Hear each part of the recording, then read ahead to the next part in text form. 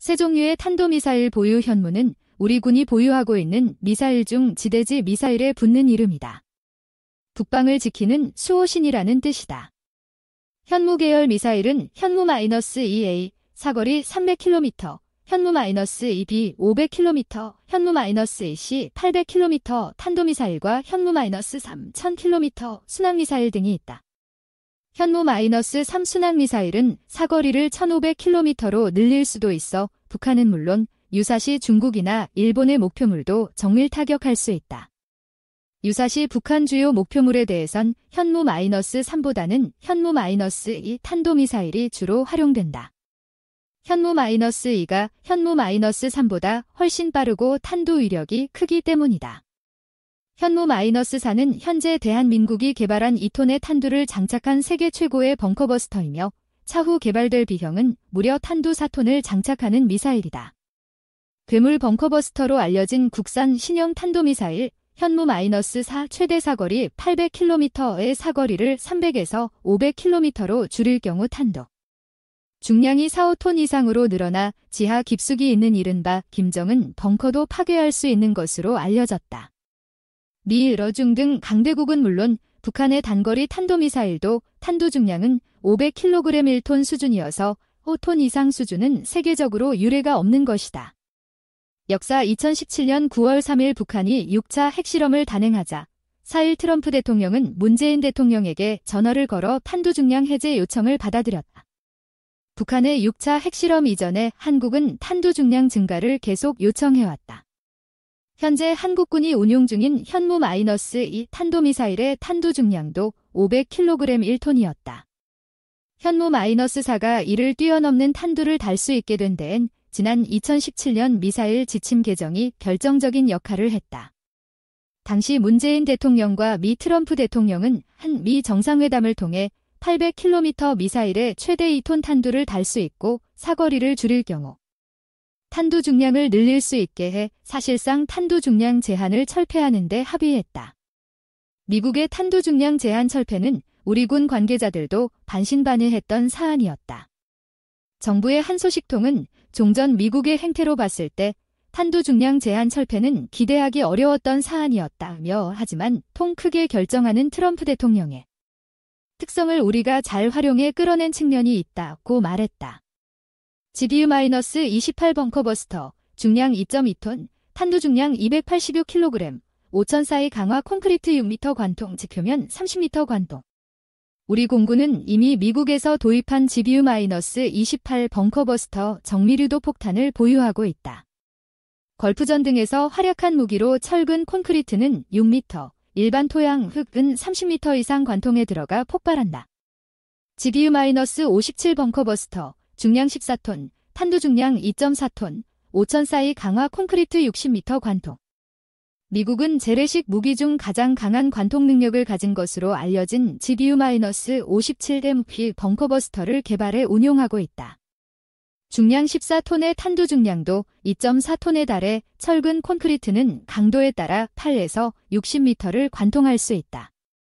유사시 미군은 B-2 스텔스 폭격기에 GBU-57 두 발을 탑재해 북한 주요 지하시설을 폭격할 수 있다.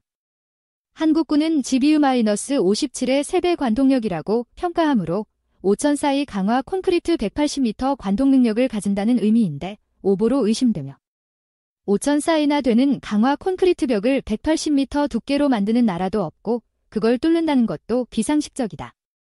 하지만 GBU-57보다는 가볍지만 낙하 속도가 마하 8인 관계로 에너지를 계산하면 더 높게 나오기에 GBU-57보다 더 관통력이 좋을 수도 있다. 미국에서는 마하 0.9의 속도의 탄두 중량 450kg인 토마호크 미사일이 사실상 전술 핵무기급 성능을 갖는다고 평가한다. 여기서 전술 핵무기란 GS가 개발되기 이전의 정확도가 낮은 탄도 미사일 시대의 전술 핵무기를 말한다. GS의 개발로 토마호크 미사일의 정확도가 매우 높아져 쪽집게 스마트 공습이 가능해지자 예전에 부정확한 전술 핵미사일만이 파괴할 수 있었던 견고한 콘크리트 건물을 토마호크로 파괴할 수 있게 되었다. 한국군은 이미 관련 기술을 확보하고 있어서 2019년 현무-4 미사일의 양산과 동시에 실전 배치를 할 계획이다. 2020년 2월 18일 신형 현무 미사일에 관한 기사가 나왔다. 이 기사에 따르면 500km 사거리의 탄두가 무려 4톤급인 미사일과 800km 사거리의 탄두 2톤급 미사일을 군에서 이미 확보했다고 한다. 이어서 탄두 중량과 위력이 증강된 탄도 미사일을 계속 개발 중이라고 한다. 2020년 7월 문재인 대통령은 23일 국방과학연구소를 찾아가 국민들께 다 보여드릴 수 없지만 우리는 어떠한 안보 위협도 막아내고 억제할 수 있는 충분한 국방 능력을 갖추고 있다는 것을 자신있게 말씀드릴 수 있다며 현무-4를 극찬했다. 탄두 중량 괴물 벙커버스터로 알려진 국산 신형 탄도미사일 현무-4분, 최대 사거리 800km의 사거리를 300에서 500km로 줄일 경우 탄두 중량이 4-5톤 이상으로 늘어나 지하 깊숙이 있는 이른바 김정은 벙커도 파괴할 수 있는 것으로 알려졌다. 탄두 중량 4에서 5톤인 외국 미사일들을 살펴보면 러시아달-100N ICBM은 탄두 중량 4.35톤, 750KT 수소폭탄 6발을 탑재한다. 시험 발사 2020년 3월 중순 김육은 청와대 국가안보실제 1차장, 남세규 국방과학연구소 AD의 소장 및 강태원 부소장 등 극소수 정부 관계자가 참여한 가운데 충남 태안군의 소재한 AD 안흥 시험장에서 현무-4 탄도미사일을 최초로 시험 발사했다. 2발을 발사했다.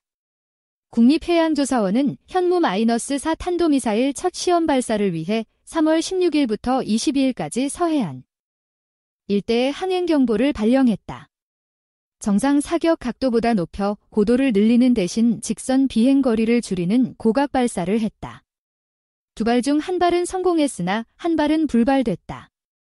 폭발력 정보 소식통은 현무-4는 외기권 고도 500에서 1000km까지 올라간 뒤 마하-10 이상의 속도로 하강하도록 설계됐다며 이 미사일이 지상에 떨어지는 순간 위력이 전술핵 수준인 TNT-1, 1000톤의 TNT를 터뜨릴 때 위력 정도라고 말했다. 현무-4의 탄두부엔 화약은 조금만 넣고 대부분을 중금속으로 채웠다. 탄두를 무겁게 해서 운동 에너지를 높이기 위해서다. 미국 신해 지팡이 개념을 도입해 만들었다. 현무사는 고각 발사 미사일로 외기권인 1000km까지 상승한 뒤 2톤의 탄두 중량으로 하강한다. 최고 속도는 마하 10에 육박하는 속도로 낙하하여 목표물을 300m까지 관통할 수 있다. 이 정도의 운동 에너지를 가지고 터지면 위력은 1KT, TNT의 1000톤 파괴력 인하된다. 이 정도면 전술 핵무기 수준이다. 게다가 가격은 한 발당 40억 정도에 불과한데 이런 무기를 수백 기 양산에 들어갈 예정이다. ICBM 현무-2C, 현무-4가 볼가처럼 바퀴 10개 차량을 사용한다. 볼가 미사일과 미국 미젠맨 미사일이 한국에 시사하는 점이 크다. 즉, 볼가 미사일은 1. 사거리 900km 2. 2단 고체연료 단거리 탄도 미사일 3. 바퀴 10개 차량인데 무게가 18톤이나 되어 ICBM인 16톤 미젠맨 미사일보다 무겁다.